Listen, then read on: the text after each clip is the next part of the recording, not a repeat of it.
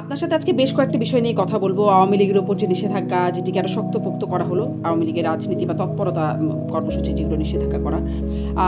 তারপরে আপনাদের আওয়ামী লীগের যে অ্যাক্টিভিস্টদের প্ল্যাটফর্ম, এই টিম, সেখানে বিভিন্ন দ্বন্দ্ব, সেটা নিয়ে কথা বলবো। শেখ হাসিনার একটা দেশে ফেরার গুঞ্জন আবারও শোনা যাচ্ছে, সেটি নিয়ে একটু কথা বলবো। এরকম বেশ কয়েকটি বিষয় নিয়ে কথা বলবো। দেশে বর্তমান অবস্থা, সংসদে উত্তপ্ত আলোচনা চলছে, সেগুলো নিয়েও টুকটাক কথা বলার চেষ্টা করবো। তবে বিশেষ করে যেই বিষয়টির জন্য আজকে আপনার সাথে কথা বলা, যেটি দিয়ে শুরুও করতে চাই, রাশিদ রহমান, আপনি যদি শুনতে পান আমাকে, যে জি শেষবার যখন কথা হয়েছিল, গতবার আপনার সাথে যখন কথা হয়েছে, তখন আমি আপনাকে জিজ্ঞাসা করেছিলাম রাষ্ট্রপতি সংসদে আওয়ামী লীগকেই ফ্যাসিস্ট দল হিসেবে আখ্যায়িত করেছে, এটি আপনারা কেমন বার্তা পাচ্ছেন? আপনি এর উত্তরে বা রিপ্লাই বলেছিলেন যে শুধু রাষ্ট্রপতি কেন, স্পিকার শিরিন শারমিন চৌধুরী, দুজনকে মিলিয়ে আপনি বলেছিলেন ইন্না লিল্লাহি ওয়া ইন্না ইলাইহি রাজিউন। ফলে সেই একটা ফলো আপ আপনার কাছ থেকে জেনে আজকের অনুষ্ঠান শুরু করতে চাই, যে এখন আমরা দেখলাম শিরিন শারমিন চৌধুরী এতদিন পরে গ্রেপ্তারও হলেন এবং তারপরে খুব দ্রুত আবার জামিনে ছাড়াও পেয়ে গেলেন। এখন আপনার মূল্যায়ন কি? আমার মূল্যায়ন আগে যা ছিল এখনো তাই। ওনার গ্রেপ্তার হওয়ার সাথে কোনো কিছু পরিবর্তিত হওয়ার কি আছে? আপনি তো আমাকে জিজ্ঞাসা করেছেন সাংবিধানিক দায়িত্ব এবং দলের সংকটে কে কি ভূমিকা পালন করছে, এটা ছিল মূল প্রেক্ষিত। সেটার উপরে ভিত্তি করে একটি মহাপ্রেক্ষিতের উত্তর আমি দেওয়ার চেষ্টা করেছিলাম। অর্থাৎ মহামান্য রাষ্ট্রপতি থেকে শুরু করে মাননীয় স্পিকার থেকে শুরু করে যাদের উপরে দেশ ও জাতি শুধু নয়, প্রাথমিকভাবে বঙ্গবন্ধু কন্যা জননেত্রী শেখ হাসিনা আওয়ামী লীগ নির্ভর করেছিল, তারা তাদের কি ভূমিকায় ছিলেন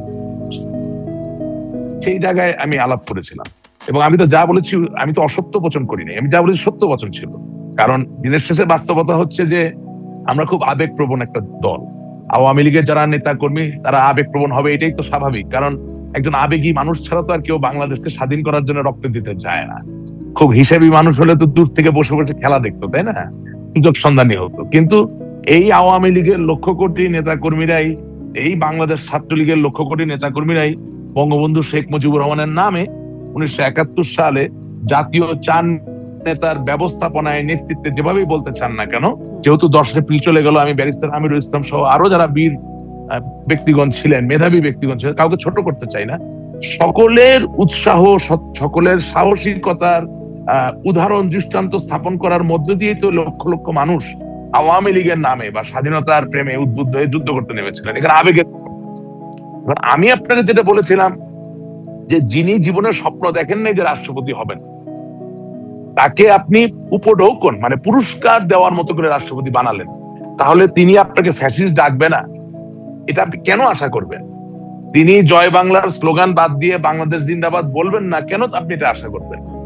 আপনি তো এই দেশ ছেড়ে যাওয়ার সময় তাকে সাথে নিয়ে যান নাই এবং সেও রাষ্ট্রপতি হতে চায় নাই। গত অনুষ্ঠানে এটা ব্যাখ্যা করেছিলেন যে তার কোন অঙ্গে কোন অস্ত্র ঠেকিয়েছিল, আপনি এটাও বলেছিলেন যে তার মুখে তাকে বলতে হয়েছে চাচা আপন প্রাণ বাঁচাই তো। হ্যাঁ, আচ্ছা, এখন দেখেন, Shirin Sharmin was the speaker of the parliament, correct? এখন আপনার অনুষ্ঠানে আমি এই কথা বলেছি, আপনি ভুলে গেছেন এটা উল্লেখ করতে, যে বিএনপির সাথে ডক্টর মোহাম্মদ ইউনূস এবং যাকে আমরা খলিল, আমাদের যে এখন পররাষ্ট্রমন্ত্রী, তাদের সাথে যে দীর্ঘদিনের নিবিড় সম্পর্ক, এটা জামাত ইসলামীও বুঝে নেই। আমার দলের নেতাকর্মীরা এটা উল্লেখ করতে ভুলে গেছেন, হয়তো they did not do their homework.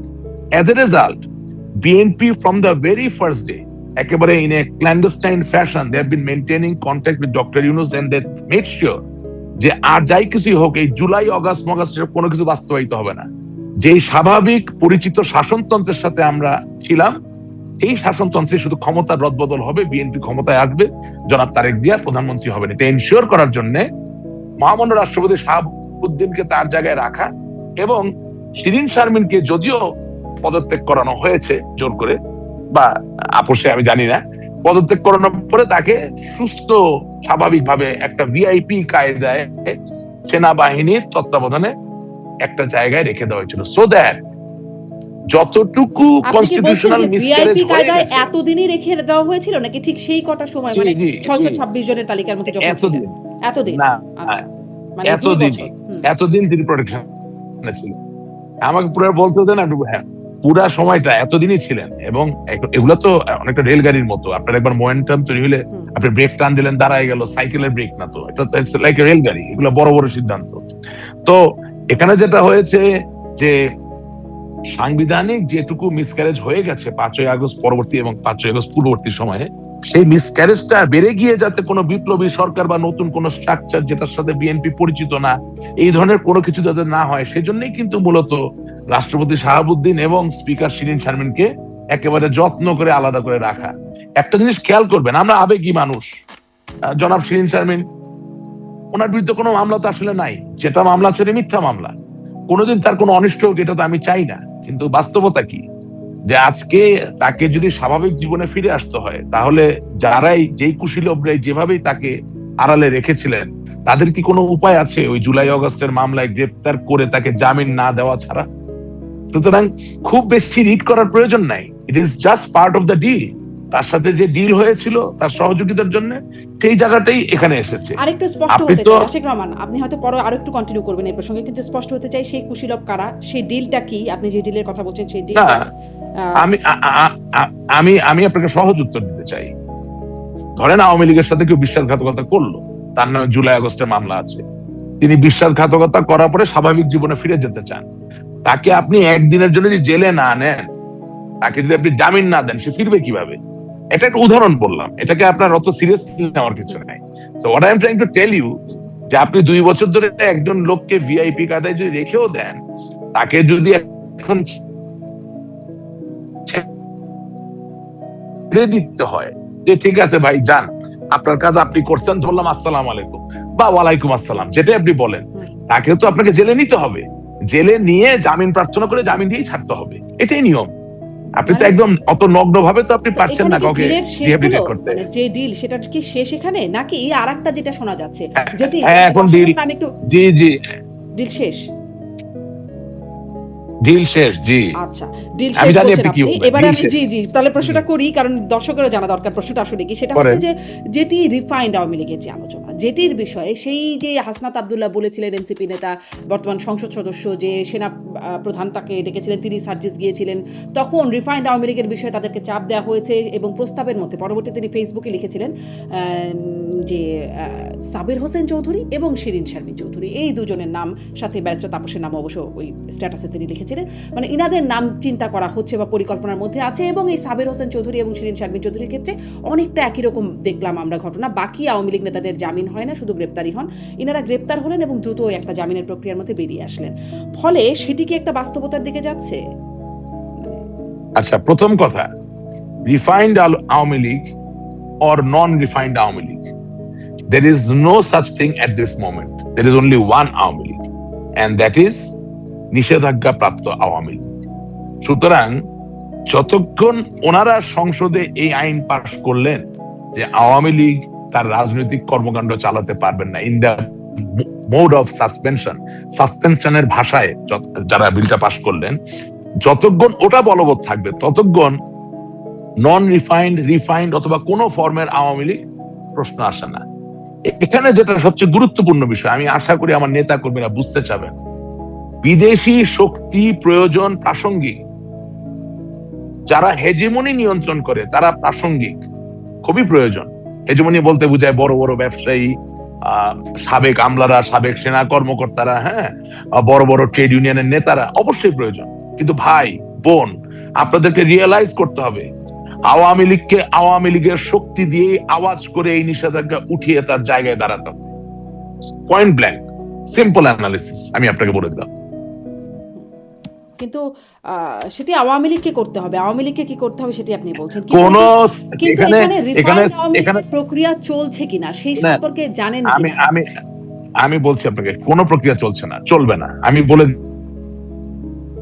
দিচ্ছি, কোন প্রক্রিয়া নাই রিফাইন্ড আওয়ামী লীগ, ফালতু বাজে কথা। সাবির হোসেন চৌধুরী সাহেব পলিটিক্যালি যথেষ্ট এক্সপোজ লোক, উনি বহুবার সরাসরি ভোটে নির্বাচিত সংসদ সদস্য হয়েছেন, তিনি মির্জা আব্বাসের মতো একজন প্রথিতযশা বিএনপির রাজনীতিবিদ, তার সাথে ভোট রাজনীতি বলুন, এলাকার রাজনীতি বলুন করে একটা খুব মোটামুটি প্রতাপশালী শক্তিশালী জায়গায় আছেন। এই বাস্তবতা অস্বীকার করার কোনো সুযোগ নাই। বাংলাদেশের খেলাধুলার প্রাঙ্গণ থেকে ব্যবসা বাণিজ্য বিভিন্ন জায়গায় তার একটা গ্রহণযোগ্যতা তৈরি হয়েছে, এ নিয়ে প্রশ্ন তোলার কোনো সুযোগ নাই। শুধু তাই না, তিনি নিজে কারাবরণ করেছেন একেবারে বিরোধী দলের রাজনীতিতে, একেবারে বিরোধী দলের রাজনীতি, এবং দীর্ঘদিন কারাবরণ করে সেই কারাবরণের পরে আইনি মোকাবেলা করে আওয়ামী লীগের নেতা কর্মীদের আন্দোলন, শেখ হাসিনা তারপর ব্লেসিং ছিল, ওনার ডাকে আন্দোলন হয়েছে, তার মধ্যে দিয়ে তিনি বেরিয়ে এসেছেন। ওনার আওয়ামী নেতৃত্বের জায়গা আর পাশাপাশি আপনি শিরিন শারমিন ম্যাডামের নেতৃত্বের জায়গা যদি কম্পেয়ার করতে চান, এটা হয় না। শিরিন শারমিন ম্যাডাম ডেফিনেটলি খুবই ভদ্র মানুষ, খুব ভালো মানুষ, অমায়িক মানুষ। তিনি প্রথম হয়েছেন মেধা তালিকায়, জীবনে কোনো দ্বিতীয় হননি, সব ঠিক আছে, কিন্তু পড়ালেখায় তো উনি ফার্স্ট ক্লাস ফার্স্ট, কোনো সন্দেহ নাই। এখন রাজনীতি, যেই রাজনীতি এখন প্রয়োজন এই সংগ্রাম আন্দোলন মোকাবেলা করার জন্য, সেই রাজনীতিতে আসলে উনি কোন ডিভিশন পেয়েছেন বা পাবেন, এটা বিচার্য বিষয়। তার থেকেও বড় কথা, আপনাকে আবারও আমি বলতে চাই যে ঢাকার উপরে যতক্ষণ না আমাদের নিয়ন্ত্রণ তৈরি না হবে, চট্টগ্রামের উপরে যতক্ষণ না আমাদের নিয়ন্ত্রণ তৈরি না হবে, ততক্ষণ পর্যন্ত আসলে সত্যিকার অর্থে মাঠের রাজনীতি করে আমাদের যে সংগ্রামের যে শক্তি, সেটা প্রদর্শন করতে পারা একটা দুরূহ ব্যাপার হয়ে যাবে। সেই জায়গা থেকে জনাব শিরিন শারমিন, তার বাড়ি নোয়াখালী, সেখান থেকে পীরগঞ্জের, উনি প্রথমে সংরক্ষিত আসনে এমপি, পরবর্তীতে যে নির্বাচনগুলো আপনারা বিতর্ক তোলেন, আমরাও মাঝে মাঝে বলতে চাই যে হ্যাঁ একটু ভালো নির্বাচন হতে পারতো, সেই সব নির্বাচনে তিনি নির্বাচিত আওয়ামী লীগের নেতা কর্মীদের বেঁচে থাকার জন্য বা প্রিভেল করার জন্য বা প্রজ্বলিত হওয়ার জন্য। সেই জায়গায় উনি কতটুকু নেতৃত্ব দিতে পারবেন, আমি খুব মানে আই ডোন্ট নো, আমি বলতে চাই না। সেই জায়গা থেকে আপনি যত হাইপোথিসিস আজকের অনুষ্ঠানে আমার সামনে উপস্থাপন করার চেষ্টা করবেন, প্রত্যেকটাকে আমি নাল এন্ড ভয়েড বলে তার মানে আগে ভাগেই বলে, যদি সামারি করি, রিফাইন্ড আওয়ামী লীগের কোনো প্রক্রিয়া নাই। No, impossible. আচ্ছা, স্পষ্ট। আপনি বলছেন যে মানে আওয়ামী লীগের ফেরার বিষয় বলছেন যে সেখানে শিরিন শারমিনের নেতৃত্ব, আসলে তার একাডেমিক কোয়ালিফিকেশন নিয়ে কোনো প্রশ্ন থাকলেও নেতৃত্ব নিয়ে প্রশ্ন থাকতে পারে এখানে। হ্যাঁ, তাহলে একটা জেনুইন প্রাই আছে। প্রশ্নটা হচ্ছে এটা যে তাহলে ওই নেতৃত্ব দেবার জায়গায় এখন কে আছে আপনার বিবেচনায়, বা কেউ কি আছে? এবার আপনাকে আমি বলছি, বিএনপি, জামাত, এনসিপি সবাই মিলেও যদি আওয়ামী লীগকে নিষিদ্ধ করে, এটা প্লিজ কেটে দিবেন, যদি নিষিদ্ধ করে তাতে কি আওয়ামী লীগ নিষিদ্ধ হয়ে যায়? এটা কি হতে পারে? আপনি পৃথিবীর যেখানেই যাবেন, আপনার জাতীয় সঙ্গীতটা তো বাজবে। আপনি রাষ্ট্রপ্রধান হিসেবে যান, সরকার প্রধান হিসেবে বাজবে না? আপনি রাষ্ট্রপ্রধান বা সরকার প্রধান হিসেবে যান, একটা প্রোটোকলের মধ্যে দিয়ে তো অন্য কোনো দেশের রাষ্ট্রপ্রধান, সরকার প্রধানের সাথে দেখা হবে। তাদের অনাদিকাল পর্যন্ত, যতদিন বাংলাদেশের ব্রিফ সামনে দেওয়া হবে, এই ৭১ সালের যুদ্ধের যে সত্যতা, তাকে সংসদে একটা বিল পাস করলেন হাসতে হাসতে, খেলতে খেলতে। এখন আসলে বিল করে নিষিদ্ধ করা হয়েছে কিনা সেটা চিন্তা করার থেকেও আওয়ামী লীগের চিন্তা করা উচিত যে আওয়ামী লীগ নিজ শক্তিতে প্রজ্বলিত হতে চায় কিনা। আমি আপনাকে একটা কোট বলি। আমি কিছুদিন আগে একটা বক্তৃতা শুনতেছিলাম, জনাব জাহাঙ্গীর কবির নানক সাহেব, আমাদের দলের প্রেসিডিয়াম সদস্য সম্মানিত এবং সাবেক মাননীয় মন্ত্রী, তিনি বলছেন যে দলের সব নেতার মাঝে ঐক্য আসুক আর না আসুক, দলের সব কর্মীর মাঝে ঐক্য চলে এসেছে। তো ওনার কথাকে আমি ডাউট করতে চাই না, এটা নিয়ে ডিবেট করতে চাই না। আমি শুধু বলতে চাই, বাংলাদেশ আওয়ামী লীগের নেতারাও কিন্তু বাংলাদেশ আওয়ামী লীগের কর্মী। যখন আপনি নেতা কর্মী বেশি পার্থক্য করা শুরু করবেন, হ্যাঁ, তখন মনে করার কোনো কারণ নাই যে আওয়ামী লীগের কোনো নেতা ভেসে আসছে। বাংলাদেশের আওয়ামী লীগের একজন কর্মীও নেতা, একজন নেতাও কিন্তু কর্মী। এটা হচ্ছে আমাদের দলের একটা ওরিয়েন্টেশন, একটা রেজিমেন্টেশন। আর তার থেকেও বড় কথা কি, যে টেলিগ্রাম বা হোয়াটসঅ্যাপের একটা লিমিটেশন আছে, আপনাকে আমি বলি। সেটা হচ্ছে কি, যে আপনি তো হাজার হাজার শত শত লোককে ডাকতে পারছেন না। তার মানে গত 17 বছরে চেহারা দেখে হোক, কারো তদবিরে হোক, টাকা পয়সার লেনদেনে হোক, নারীর লেনদেনে হোক, যেভাবে আপনি কমিটি দিয়েছেন কিনা, সেই কমিটির লোকের বাইরের লোককে তো আর আপনি এই লিমিটেড প্ল্যাটফর্মে ডাকতে পারছেন না। সুতরাং ঐক্য শব্দটা বলা ভালো, কিন্তু ঐক্য শব্দটা আসলে কতটুকু গভীরে গেল সেটা বোঝাটা তো খুব জরুরি। এখন আমার কাছে যেটা মনে হয়, আজকের যে আপনি আমাকে দেখেছেন, আমি খুব কৃতজ্ঞ। আজকে পহেলা বৈশাখের এই দিনে বাংলাদেশের প্রত্যেক মানুষকে, বিশেষত আমার রংপুর মিঠাপুকুরের মানুষদেরকে পহেলা বৈশাখের আন্তরিক শুভেচ্ছা জানাতে চাই। তাদের জীবন হোক রঙিন, তাদের জীবন হোক সুন্দর। কিন্তু ঠিক একই সাথে আমি আওয়ামী লীগের নেতাকর্মীদেরকে বলতে চাই, আমাদের জীবন রঙিন সুন্দর ততক্ষণ যতক্ষণ বাংলাদেশের মানুষের জন্য আমরা সংগ্রাম করতে পারি। বাংলাদেশের মানুষের জন্য সংগ্রাম করার যে এজেন্ডা, সেই এজেন্ডার মধ্য দিয়েই তো আমাদের ঐক্যবদ্ধ হতে হবে। কমিটি ধরে ধরে টেলিগ্রাম আর হোয়াটসঅ্যাপ দিয়ে তারা আপনি মানুষকে ঐক্যবদ্ধ করতে পারবেন না। এই টেলিগ্রাম এই আর অনুষ্ঠানের হোয়াটসঅ্যাপ প্রথমে যে গ্রুপের জায়গাটা মধ্যে আমরা এসেছি, গ্রুপের আমরা তো মধ্যে আমরা ঐক্য হচ্ছে কিনা সেটাও আমার প্রশ্ন। তবে আপনার কাছে যেহেতু জাহাঙ্গীর কবির নানকের না, কথা নাই। বললেন, যেহেতু জাহাঙ্গীর কবির নানকের কথা বললেন, আমি তারই একটি সাক্ষাৎকার দেখছিলাম যে ভারতীয় সাংবাদিক অমল সরকারকে তিনি একটা সাক্ষাৎকারে, যেটা আওয়ামী লীগের যে ফেসবুক পেজ আছে সেখানে থাম্বনেইল করা হয়েছে মৃত্যুদণ্ডের পরোয়া নেই, এ বছরই দেশে ফিরবেন শেখ হাসিনা। এরকম কোনো বার্তা আপনারা পেয়েছেন, বা কিভাবে ফিরবেন এই বছর দেশে, সেরকম কোনো বার্তা দলের মধ্যে আছে জানেন? না, জননেত্রী শেখ হাসিনা যেভাবে ফিরুক ফিরুক, এটা তো সবাই চায়, কিন্তু জীবনের ঝুঁকি নিয়ে ফিরুক এটা তো কেউ চায় না। হ্যাঁ, আমি আপনাকে বলি, God works in mysterious ways, এটা বাইবেলে বলা আছে, কোরআনেও বলা আছে, আমাদের আসমানি কুতুবগুলোতে আছে। আল্লাহ তাআলা খুব রহস্যজনক ভাবে অদৃশ্যে কাজ করেন। আমি একটা কথা বলি যে আওয়ামী লীগকে তো আল্লাহ তাআলা নিজে হাতে 5ই আগস্টে বাঁচিয়ে দিয়েছেন। কারণ 5ই আগস্টে যদি এই ঘটনা না ঘটতো, তাহলে আজ থেকে 10 বছর পরে আপনি আওয়ামী লীগকে খুঁজে পাওয়া কঠিন হতো। আপনি লিখে রাখেন আমার কাছ থেকে, আওয়ামী লীগের যে বীরত্ব গাথা, স্বাধীনতার যে ইতিহাস, আওয়ামী লীগের যে আদর্শ এবং বঙ্গবন্ধু, এই সবকিছুকে আমরা হারিয়ে ফেলতাম খোদার ফজলে যদি 5ই আগস্ট না হতো। হাজার হাজার আওয়ামী লীগের নেতা কর্মীকে হত্যা করা হয়েছে, তার বিচার চাই, তার প্রতিবাদ করি, তা কোনোদিন মেনে নেওয়া যায় না।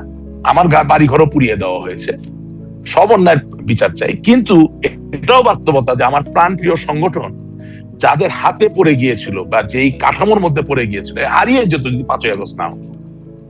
তো বঙ্গবন্ধু কন্যা জননেত্রী শেখ হাসিনা আল্লাহ তাআলা ওনাকে একটা সুযোগ দিচ্ছেন একেবারেই বঙ্গবন্ধুর মতো করে ফিরে আসার। এখন এই সুযোগ উনি গ্রহণ করবেন কিনা এটা আল্লাহ জানে আর উনি জানেন, তা আমি জানি না। কারণ হচ্ছে, যদি আপনি মনে করেন যে 5ই আগস্ট হওয়ার পিছনে আপনার নিজস্ব কোনো লোকের কোনো ভূমিকা ছিল না, শুধুমাত্র ওরাই ছিল ভূমিকায়, তার মানে কি? তার মানে যেই লোকটা বেসিক ব্যাংক খালি করে ফেলছিল তাকে আপনি এনে আবার পুরস্কৃত করবেন। তার মানে যেই লোকটা বাংলাদেশ ব্যাংকে বসে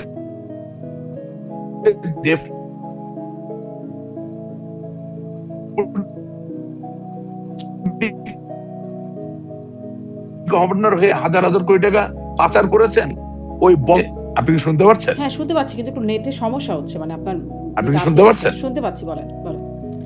হ্যাঁ, আচ্ছা, এখন কোন তথ্যে আটকে যাচ্ছে, আমি আবার যেতে বলি। না না, মানে কথাটা শোনা গেছে, কিন্তু আপনার ভিডিওটা একটু আটকে আটকে যাচ্ছে মাঝে মধ্যে, এটা হচ্ছে সমস্যা। আপনি কন্টিনিউ করেন, আমরা পুরোটাই শুনেছি।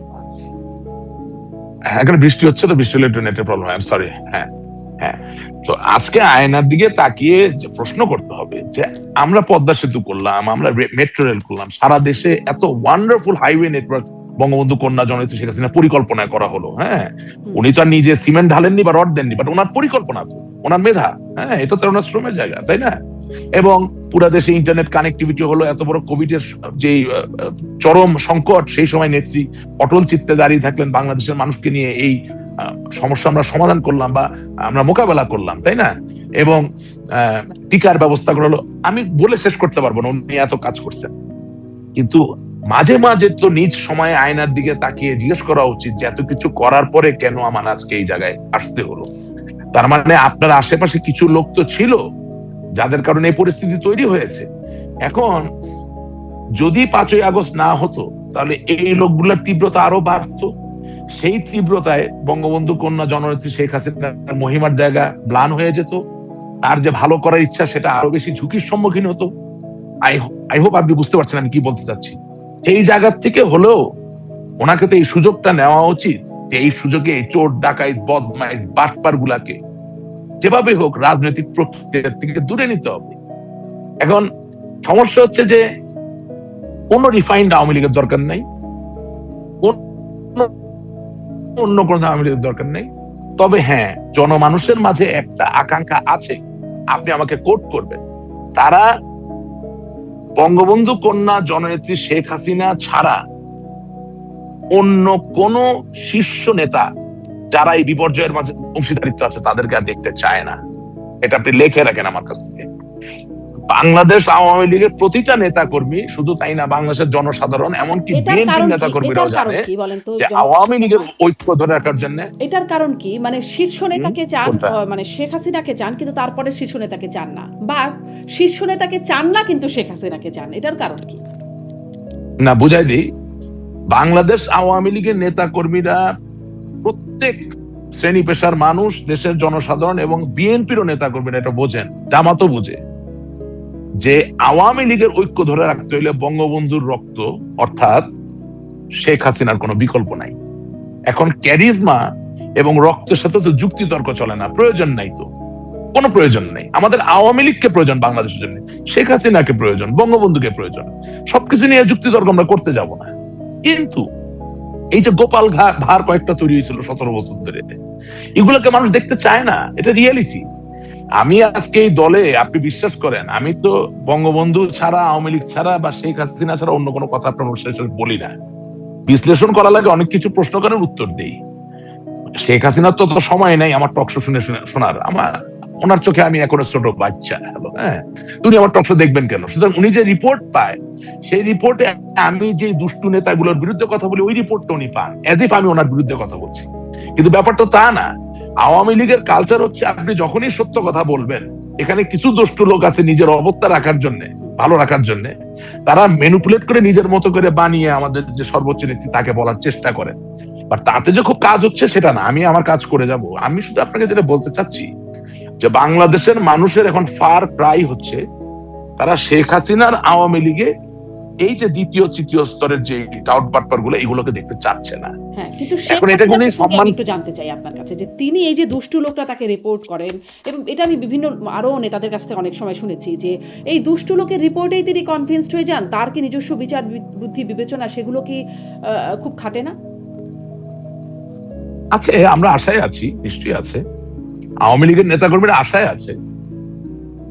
আপনি আপনি আওয়ামী লীগের যেসব নেতাকর্মীরা ধরেন স্থানীয় সরকার নির্বাচনে নমিনেশন নিতে গিয়ে প্রতারিত হয়েছে, তারা আশায় আছে। যারা উপজেলা নির্বাচনে নমিনেশন নিতে গিয়ে প্রতারিত হয়েছে, তারা আশায় আছে।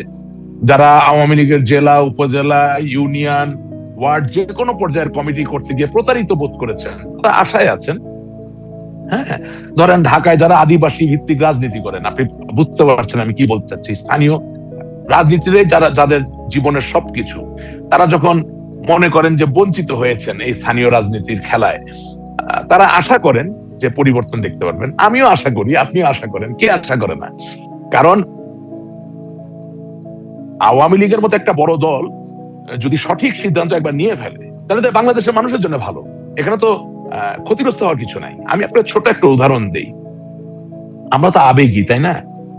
এই শামসুল ইসলাম টুকু সাহেবের সাথে আমার এমন কোনো খাতির নেই। উনি আমাকে খুব রিগার্ড করেন। উনি যখন ডেপুটি স্পিকার ছিলেন, যখন স্বরাষ্ট্র প্রতিমন্ত্রী ছিলেন, সবসময় খুব সম্মান করেন। হ্যাঁ, কারণ উনি মনে করেন যে আমি যে কথাগুলা বলি ওগুলা প্রাসঙ্গিক। আমি তার প্রতি শ্রদ্ধা রেখে কথাটা বলছি। চিন্তা করেন, একটা লোক, তাকে মামলা দেওয়া হবে, তার ছেলের ক্ষতি করা হবে, তার সহায় সম্পদের ক্ষতি করা হবে, তাকে মেরে ফেলা হবে, সকল ভয় থাকার পরে সে রিজাইন করে নাই জাতীয় সংসদের ডেপুটি স্পিকারের পদ থেকে। আপনি আমাকে বলেন, বাংলাদেশ আওয়ামী লীগের কয়জন নেতা, কয়জন কর্মী তার পক্ষে পোস্ট দিয়েছে? কয়জন তাকে হিরো বানিয়েছে? কয়জন তাকে সেলিব্রেট করেছে? কয়জন তাকে সামনের দিনে নেতৃত্বে চেয়েছে? দুঃখজনক, দুঃখজনক। আমরা 22শে সেপ্টেম্বর রিজাইন করে দিয়ে চলে আসছি মাননীয় স্পিকার, কারণ আমি চাপ নিতে পারিনি। হইতে পারে, আমরা মাইন্ড করি না তো, কারণ আপনি তো রাস্তায় রাজনীতি করেন না, চাপ নিবেন কেমনি? কিন্তু বাস্তবতা হচ্ছে, সাংবিধানিক দায়িত্ব আপনার ছিল শেখ হাসিনার জায়গাটাকে রক্ষা করা, প্রতিবাদ করা। আপনি করতে পারেন না, রিজাইন করে দিয়ে চলে আসছেন।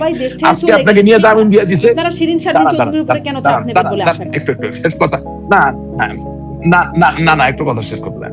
আপনি আজকে জামিন পাইছেন, আপনার কাছে হিরো বানাই দিচ্ছে। আপনার রাজনৈতিক পরীক্ষা কি? মানে চাপায়ে দেওয়া নেতৃত্ব দিয়ে কিন্তু আওয়ামী লীগের ফিরে আসা খুব কঠিন। আজকে আপনাকে আমি বলে দিচ্ছি, যে লোক নিজের থেকে ফাইট করতে পারে না, তারে ছাড়া কিন্তু আওয়ামী লীগ ফিরে আসা খুব কঠিন।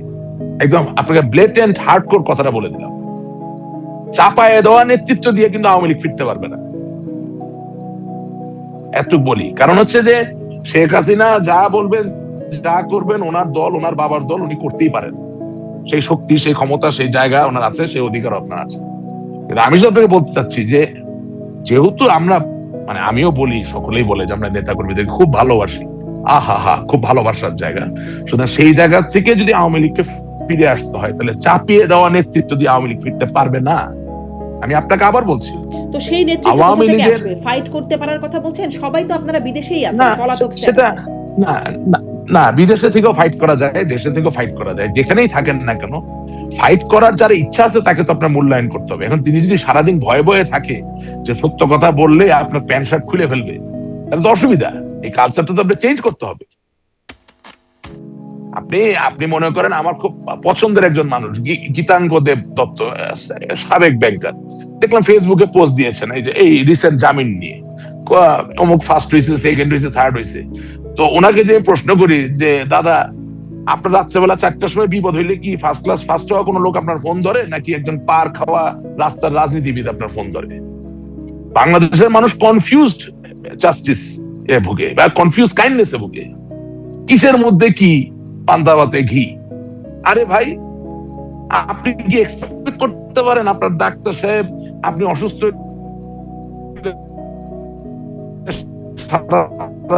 আপনার পাশে বসে থাকবে? নার্স বসে থাকবে। নার্সের ভূমিকায় ডাক্তারকে চান, ডাক্তারের ভূমিকায় নার্সকে চান। What is this?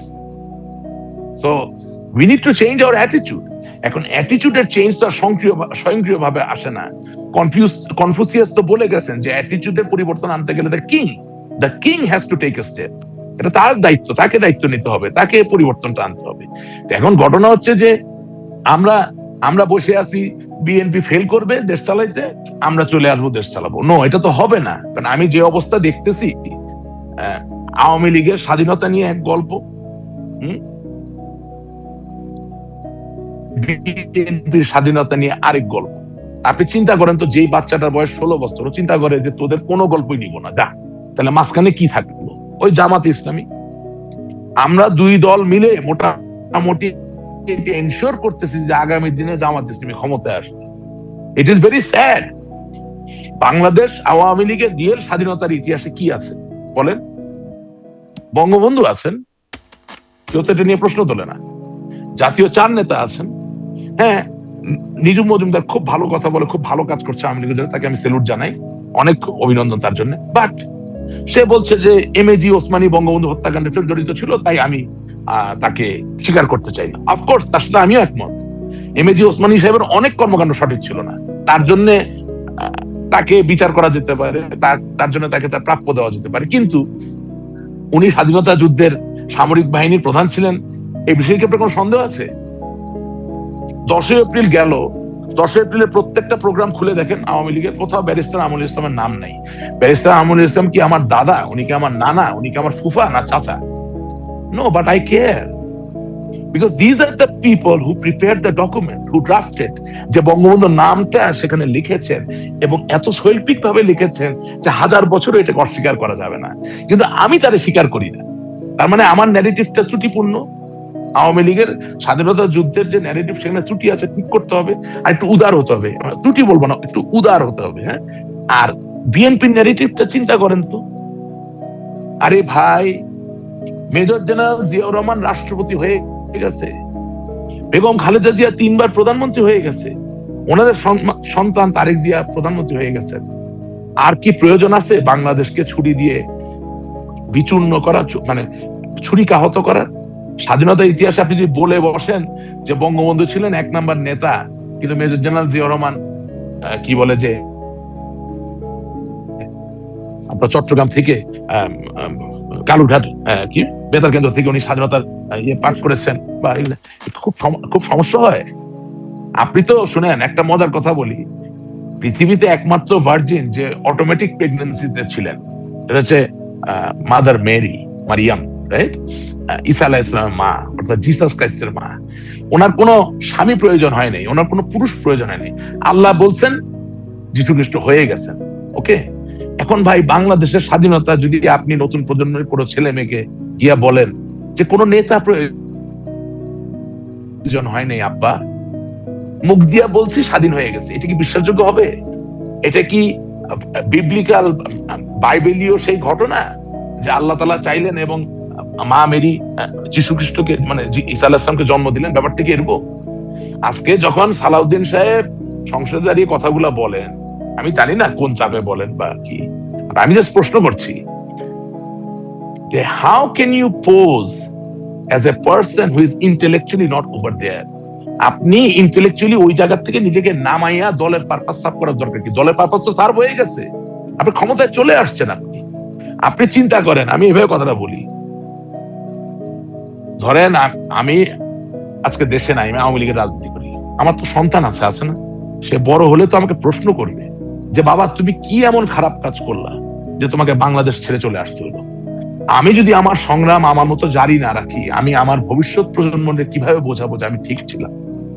সেই জায়গা থেকে বলতে চাই, আপনি মনে করেন আহমেদ আজম খান, আমি ওনাকে চিনি, খুব ভদ্রলোক, কিন্তু ভদ্র ব্যবহার করে, উনি ভালো আইনজীবী এবং একটা আইনি জটিলতা একটা সমাধান নিয়ে বহু বছর আগে ওনার সাথে আমার দেখা হয়েছে, উনি আমাকে সাহায্য করেছেন যখন আসলে আমাদের এরকম শত্রু ভাবাপন্ন অবস্থা ছিল না, যে কেউ কারো চেহারা দেখতে পারি না, এমন একটা সময়।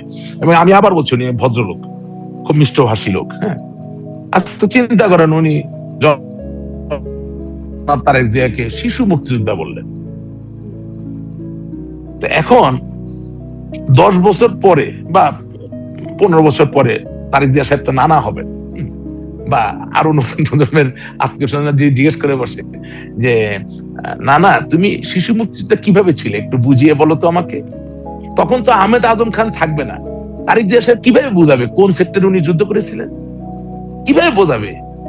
আরে ভাই, আপনি বুঝতে পারতেছেন না, পৃথিবীতে 2টা ফ্যামিলি আছে যেখানে বাবা, সন্তান, নাতি রাষ্ট্র বা সরকারের দায়িত্ব পেয়েছে। একটা হচ্ছে ভারতের গান্ধী ফ্যামিলি, জওহরলাল নেহরু, ইন্দিরা গান্ধী, রাজীব গান্ধী। আমি ভুল করলে ঠিক করে দিবেন, ঠিক আছে? আর হচ্ছে শ্রীলঙ্কার বন্দর নায়কা ফ্যামিলি, জনাব বন্দর নায়কা রাষ্ট্রপতি ছিলেন, তার স্ত্রী রাষ্ট্রপতি ছিলেন, তার কন্যা প্রধানমন্ত্রী হয়েছেন, মা আবার রাষ্ট্রপতি ছিলেন। সরি, আচ্ছা থাকে একটু ভুল হইতে পারে। এই 2টা ফ্যামিলি। এরপরে মেজর জেনারেল জিয়াউর রহমান, তার স্ত্রী তারেক জিয়া সাহেবের মা বেগম খালেদা জিয়া এবং তারেক জিয়া। খুব দরকার শিশু মুক্তিযোদ্ধা হওয়া, বলেন তো? পৃথিবী যখন আপনার, দেশই যখন আপনার, কিন্তু এটা তো আসলে তারেক রহমান দাবি করছেন না, এটা দাবি করছেন তার দলের ব্যক্তিরা বা মন্ত্রী। হইলো কি, ওই যে আপনি আমাকে শেষ করতে দেন, দাবি মন্ত্রী করছেন। তারেক জিয়া সাহেবের উচিত ছিল বলা যে তুমি থামো, 12টা বাজাইও না, তেল মারা শুরু করো না, দেশটাকে ঠিক করতে হবে। কিন্তু আমি আসতেছি কোথায়, যে আপনি মনে করতেছেন বঙ্গবন্ধুকে মাইনাস করবেন, দেশ ঠিক করে ফেলবেন। আপনি মনে করতেছেন আওয়ামী লীগকে আপনি বিল করে নিষিদ্ধ করে দিবেন, দেশ ঠিক করে ফেলবেন। আপনি মনে করতেছেন জনাব আহমেদ আজম খান আপনাকে শিশু মুক্তিযোদ্ধা বানাবে, আপনি দেশ ঠিক করে ফেলবেন। নো, এটা থামাতে হবে। এবং আমি আরেকটা বক্তব্যের কথা বলি, ওনার নাম বলবো না। উনি বলতেছেন যে জনাব তারেক জিয়া হচ্ছে কার্ল মার্কস। না, উনি বলতেছেন তারেক জিয়া সাহেব হচ্ছে আধুনিক যুগের কার্ল মার্কস। আচ্ছা ভাই, কার্ল মার্কস যদি এই কথা শোনে, উনি দোয়া করবেন তারেক জিয়া সাহেবের জন্য, কিন্তু উনি তো খুশি হতে পারবেন না। তুলনা করার তো দরকার নেই। আমার কথা হচ্ছে যে কোনো একজনকে শুরু করতে হবে জাতীয় বিভেদ কমিয়ে আনার ক্ষেত্রে ভূমিকা রাখা, এবং এই ঐতিহাসিক সুযোগ এবং সময় জনাব তারেক জিয়ার আছে যদি উনি চান। কারণ অনেকগুলো ব্যাপার আছে, 21 আগস্টের হামলা, 10টা অস্ত্র মামলা, আজকে আওয়ামী লীগকে নিষিদ্ধ করা, কোনো কিছুকে অস্বীকার করে পদক্ষেপটা গ্রহণ করতে হবে। কিন্তু আপনি যখন শিশু মুক্তিযোদ্ধা বানানোর জন্য ব্যস্ত হয়ে যান, তখন এই ব্যবধান কমানোর তার কোনো সুযোগ থাকে না। Zaima Rahman is very intelligent, I very impressed. আপনি ধরেন ডক্টর জুবাইরা, ভেরি ইমপ্রেসিভ। মানে ওনারা আসলে খুবই, আমি মনে করি যে খুব পরিণত এবং খুব প্রশমিত চিত্তে চলাফেরা করছেন বাংলাদেশের প্রধানমন্ত্রীর সহধর্মিণী বা কন্যা সন্তান হওয়ার পরও।